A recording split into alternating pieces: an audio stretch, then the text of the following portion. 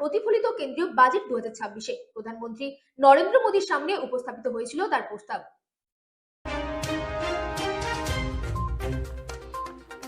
নদিয়ার দীপায়ন সুন্দর ঘোষের ভাবনা প্রতিফলিত কেন্দ্রীয় বাজেট 2026-এ প্রধানমন্ত্রী নরেন্দ্র মোদীর সামনে উপস্থিত হয়েছিল তার প্রস্তাব। দীপায়নের প্রস্তাবের মূল বিষয় ছিল আত্মনির্ভর Bharat, make in India, make for the world. কেন্দ্রীয় অর্থমন্ত্রী নির্মলা সীতারামনের ঘোষণায় প্রতিফলিত হয়েছে এই ভাবনা। দীপায়নের সাফল্য সমগ্র রাজ্যের যুব সমাজের কাছে এক বড় অনুপ্রেরণা। দীপায়ন বলেন, এই 25 জনের মধ্যে থাকতে পারা আমার জীবনের অন্যতম গর্বের মুহূর্ত। দীপায়নের প্রস্তাবে ছিল এসইজি রূপান্তর, শিল্পকাষ্ঠার পুনরুজ্জীবন, টিয়ার 2 ও টিয়ার 3 শহরের উন্নয়ন, বিশ্ববিদ্যালয় স্থাপন, খাদি ও হস্তশিল্প প্রসার। Bureau report, রাতদিন news network.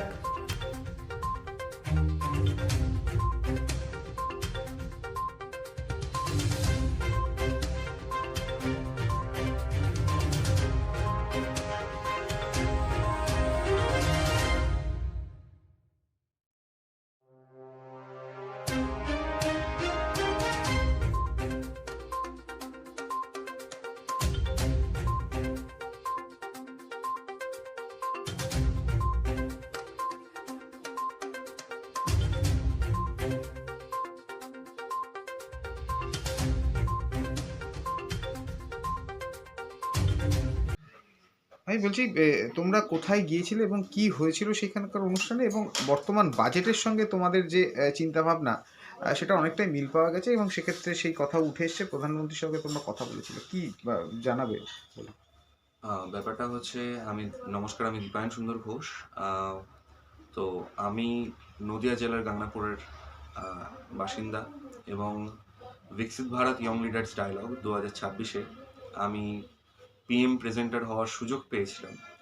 এবং এই যে ইনিশিয়েটিভটা রয়েছে গভর্নমেন্টের, ministry of youth affairs and স্পোর্টসের পক্ষ থেকে, এবং সেইখানে আমাদের 3টে রাউন্ড, কুইজ রাউন্ড, দেন হচ্ছে এসএ রাউন্ড, দেন হচ্ছে আমাদের যে পিপিটি চ্যালেঞ্জ রাউন্ড স্টেট লেভেলে, সেখান থেকে আমরা সিলেকশন হওয়ার মাধ্যমে আমরা গেছিলাম নিউ দিল্লি ভারত মণ্ডপমে।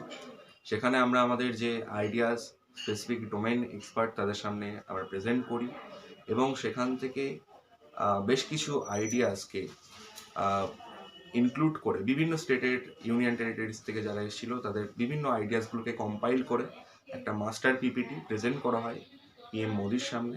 এবং সেটার টোটাল 3000 জন ইউথ, তারা দেশের বিভিন্ন প্রান্ত থেকে এসেছিল, এবং তাদের মধ্যে 25 জন সুযোগ পেয়েছিল মাননীয় প্রধানমন্ত্রীজির সঙ্গে কথা বলার, তার সামনে আর কি প্রেজেন্টেশন দেওয়ার। তো তাদের মধ্যে একজন হতে পেরে সত্যি গর্বের একটা বিষয়। এবং ফিনান্সিয়াল বাজেট যেটা 2026-এ বেরোলো, সেখানে আমাদের মাননীয় যিনি অর্থমন্ত্রী রয়েছেন শ্রীমতী নির্মলা সীতারামনজি, তিনি বেশ কিছু আইডিয়াস সেখানে প্রপোজাল দেন, এবং সেই আইডিয়াসগুলো আমাদের বিকশিত ভারত ইয়ং লিডার্স ডায়ালগের পক্ষ থেকেই দেওয়া হয়েছিল। এবং তিনি বিকশিত ভারত ইয়ং লিডার্স ডায়ালগ সম্পর্কেও ওখানে বলেন যে সেখান থেকে এই আইডিয়াসগুলো নিয়ে যুবশক্তির দ্বারা যে বিকশিত ভারতের নির্মাণ করার স্বপ্ন তারা দেখছেন, সেটার জন্য এই বছরের বাজেটকে বলা হচ্ছে যুবা শক্তি ড্রিভেন বাজেট।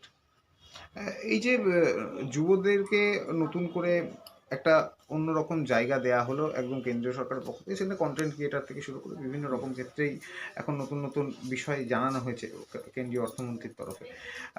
এই বর্তমানের যা আবহ, বা সেক্ষেত্রে যুবকদের বা যুব সমাজকে এগিয়ে আসার জন্য যে বার্তা তোমরা ওখান থেকে পেয়েছো, সেক্ষেত্রে আগামীর ভবিষ্যৎ বা আগামীর ভারতকে এগিয়ে নিয়ে যেতে যে কর্মকাণ্ডগুলোর বিষয়ে আলোচনা করা হয়েছে, সে বিষয়ে কি বলবে? যদি বলি ইউথদের পাওয়ার ঠিক কতটা, আমরা যদি দেখি আমাদের নিয়ারেস্ট কান্ট্রিগুলোর দিকে, তাহলে নেপাল রয়েছে, বাংলাদেশ রয়েছে, জিএনজি প্রোটেস্ট, সেখানে কিন্তু বিভিন্ন যে ঘটনাগুলো আমরা দেখেছি খবরের কাগজে হোক বা টিভিতে হোক, কিন্তু আমাদের এই দেশের যে যুব সমাজ রয়েছে তারা কিন্তু সেই জিনিসটাকে সিলেক্ট করে। আমরা সেখানে তার বদলে আইডিয়াস প্রেজেন্ট করেছি, সেই আইডিয়াসগুলো নিয়ে কাজ হচ্ছে, এবং ফিনান্সিয়াল বাজেটে সেটার ব্যাপারে আর কি যে প্রস্তাব সেগুলো আসছে। তো এটাই হচ্ছে পার্থক্য ভারতের যুব সমাজের সঙ্গে বাকি অন্যান্য দেশের যুব সমাজের, এবং আমাদের যে আইডিয়া সেগুলো নিয়ে যে গভর্নমেন্ট কাজ করতে চেয়েছে, এটাই আমার কাছে বিরাট বড় একটা পাওনা। কেন্দ্রীয় সরকার বলছে ডিজিটাল ইন্ডিয়ার কথা, এবং বর্তমানে যুব সমাজ ডিজিটালি কাজকর্ম করছে এবং প্রতিটা ক্ষেত্রেই দেখা যাচ্ছে যে বিভিন্ন রকম জায়গাতে ডিজিটালি মাধ্যমেই কাজ করতে হচ্ছে। তো সেক্ষেত্রে আগামী ভবিষ্যতের অর্থাৎ ভারতের ভবিষ্যতে ডিজিটাল ইন্ডিয়া কতটা লাভবান হবে, বা ইন্ডিয়াকে আরও কতটা ডিজিটালাইজেশ করা যায় বলে মনে করো?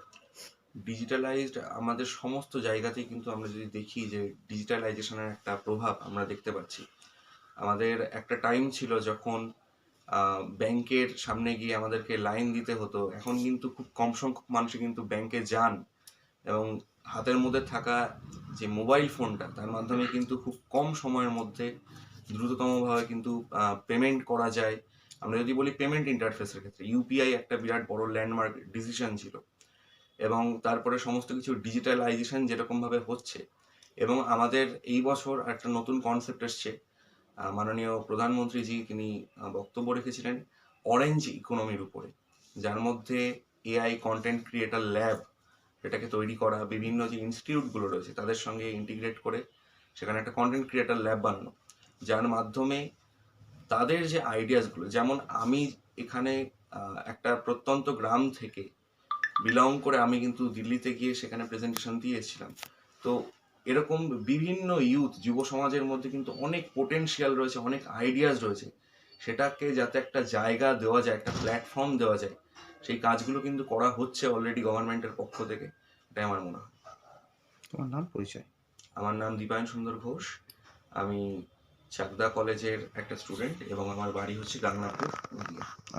তুমি কি বিষয়ে প্রেজেন্টেশন করেছিল ওখানে? আমার বক্তব্যের বিষয় ছিল আত্মনির্ভর Bharat, make in India, make for the world.